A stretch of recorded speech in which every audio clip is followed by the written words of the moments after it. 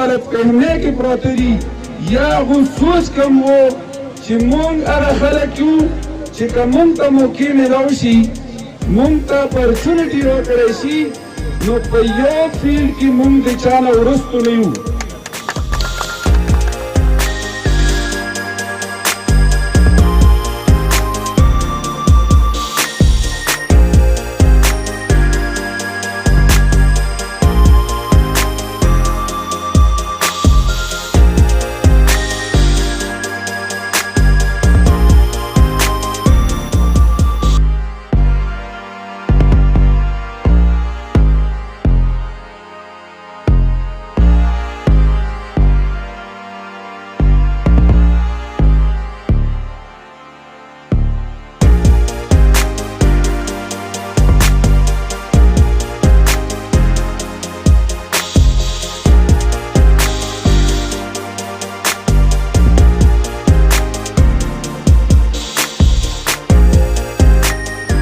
جی دا وخت موږ سره یو بل ملګری د دغه فوټبال ټورنمنټ په انتظامیه کې دی.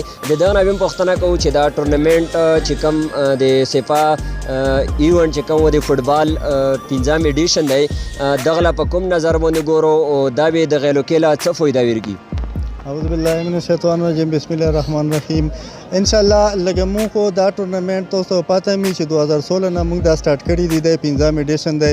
نو دا ټورنمنټ مونږ په دغه باندې کړی چې دلته سپورټس امپروو شي، دلته پلیئرز موجود دي خو دا پلیئرز مطلب مخکې تاک لیارې ټولې باندې. نو دغه ټورنمنټ داسې نور ټورنمنټونه دغه تھرو آوټ چې کوم دي دا بیا بهارو ټیمونه نور پلیئران دولرو چې اور سره لوبیږي او دغسې بیا د دې وجې باندې دو بهر لوبیږي. نو دغه پلیئر چې کوم دي د ګراس روټ لیول نه دا بیا دغسې خیجي او نن سبا تاسو لیدای شو چې د باړې 2-3 فوټبالران چې کوم دي هغه په ډپارټمنټ کې لوبیږي هغه ټوله چې کوم دی کریډټ دغه ټورنمنټ له درومي. موږ سره یو بل ملګری ویلوړ دی د دغه نه پوښتنه کوو چې ته دلته د غیلو کې راغللې دلته څه محسوسوې دا ټورنمنټ له په کم نظر باندې ګورې او ته د کومې الوکې سره تعلق سوتې؟ بسم الله الرحمن الرحیم. ټولو نه وړاندې خو ټولو مینوالو له سپیشل دعا او سلام. قبایل ټي وي ډېره مننه ادا کوو چې دو مکار وکړله موږ له دلته کې د خپلو خیالاتو اظهار وکړو.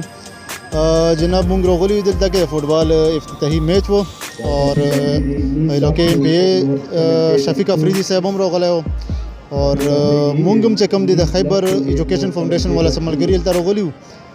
نو مونږ دلته چې یاره مونږ وګورو د خپلې علاقې هر سیمینار چې کوم دی مزام کوي او سړی ښه وي چې ځان هم خبر کړي او سټوډنټس هم ډېر راغلي دي چونکې مونږ په خپله باندې فیلډ داسې دی چې هغه مونږ د فاونډیشن کوم شروع کړی دی انشاءالله الله تعالی به سرانجام کوي خیبر ایجوکیشن فاونډیشن.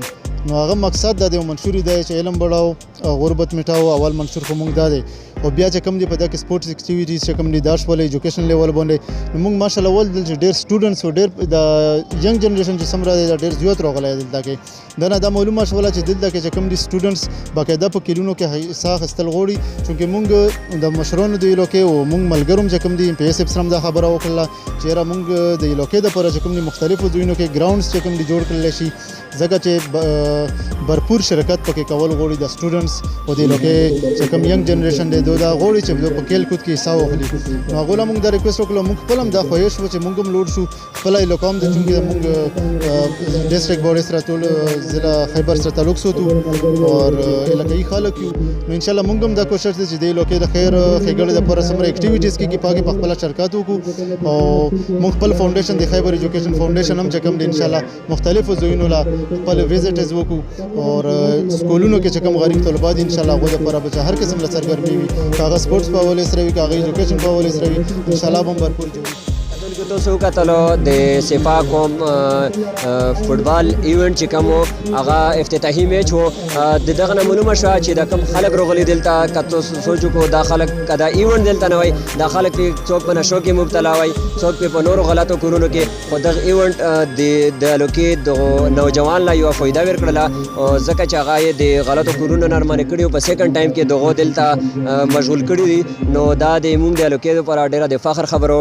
نو دا د نن ورځې پروګرام د بر پروګرام پر زه ستاسو ورور محمد فرهاد د کیمرامین اسف خان سره درنه اجازه غواړم. په لوی الله مسپارم والسلام.